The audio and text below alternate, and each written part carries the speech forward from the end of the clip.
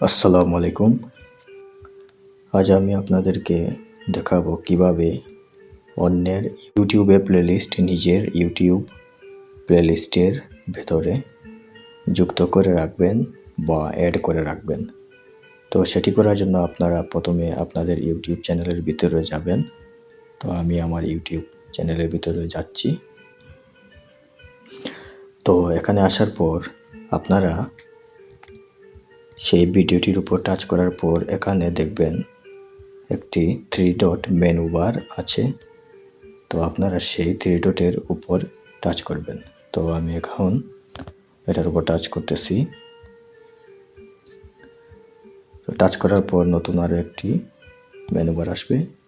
তো আমি আবার এখানে সেভ প্লেলিস্ট এটার উপরে টাচ করব।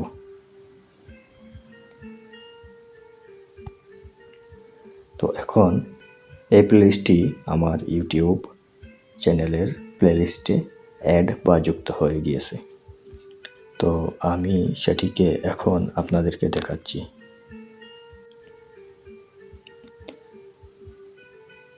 এখানে একটু আগে আমি এই প্লেলিস্টটি অ্যাড করেছি। এখন এই প্লেলিস্টটি আমি আবার আমার এই প্লেলিস্টের থেকে ডিলিট করে দেব বা রিমুভ করে দেব। তো সেটি করার জন্য আমাকে আবার এই ভিডিওটির উপরে টাচ করতে হবে। তো আমি এই ভিডিওটির উপর আবার টাচ করলাম।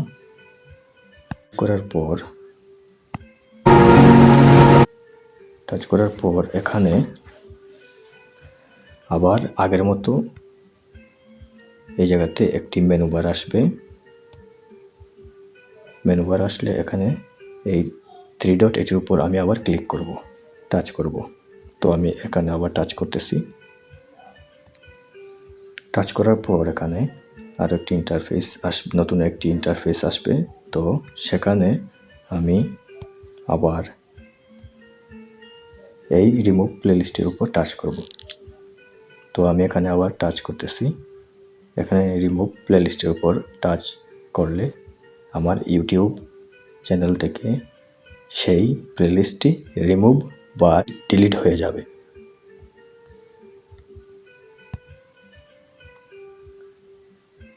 তো এখন আমি আপনাদেরকে আরেকবার দেখাচ্ছি সেই প্লেলিস্টটি ডিলিট হয়েছে কিনা।